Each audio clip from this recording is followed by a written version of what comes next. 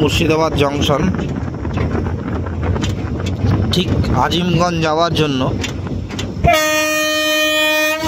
এই জায়গা থেকেই ট্রেন পরিবর্তন করতে হয়, অর্থাৎ সরাসরি আজিমগঞ্জ এখনও শিয়ালদা বা কলকাতা থেকে যায় না।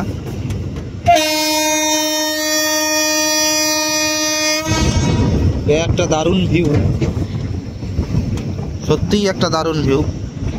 গোটা প্ল্যাটফর্ম চকচকে, ঝা চকচকে, প্রচুর পরিমাণে পর্যাপ্ত লাইট রয়েছে এবং চারিদিকটা কুয়াশা মণ্ডিত হলেও, অর্থাৎ আমি যদি দূরেও দেখাই, কুয়াশা মণ্ডিত হলেও বেশ ভালোই লাগছে দেখতে।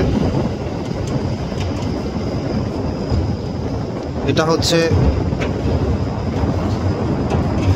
মুর্শিদাবাদ জংশন।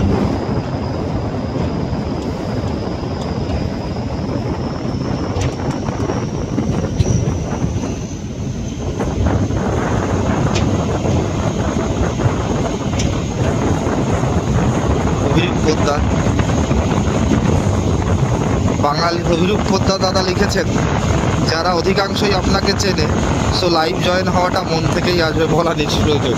না, আসলে এই সংক্রান্ত আমি একটা পোস্ট করেছিলাম দাদা, তো আমার গিন্নি আমাকে এই নিয়ে দুটো কথা শুনিয়েছে যে এইগুলো বলার কি দরকার।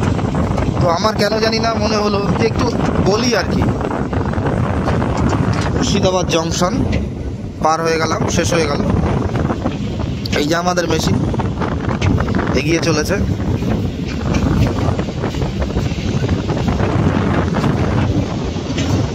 তো গত বছর এসেছিলাম, তখনও নসিপুর রেল রুটটা চালু হয়নি, তখন এখানে কাজ করতে এসেছিলাম। তো তখন অবশ্য অন্য ট্যাম্পিং মেশিন ছিল। তো তখন যে মেশিনটাতে কাজ করতাম সেই মেশিনটাকে আমরা রাস্তায় পাবো। অ্যাকচুয়ালি বেলডাঙ্গা থেকে দুটো মেশিন ভগবানগোলাতে আসছে, আর ভগবানগোলা থেকে আমরা যাচ্ছি বেলডাঙ্গাতে। মানে যাকে সে সোয়াইপ করা যেমন বলে।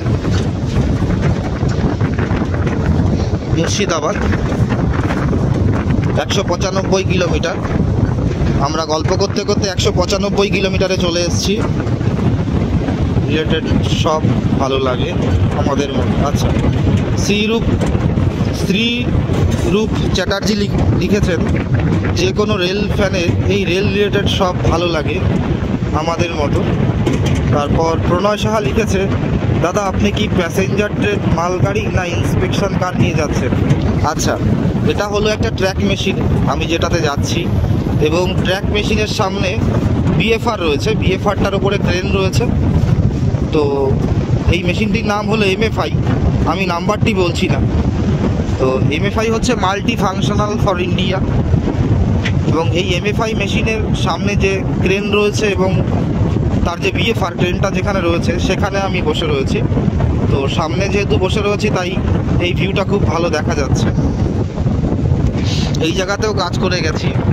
তো এখানে রেল ট্র্যাকের পাশে দেখতে পাচ্ছি মাটি দিয়েছে, এই ফোনে আর অত ভালো দেখা যাচ্ছে না যেহেতু ওটা পাশের লাইন।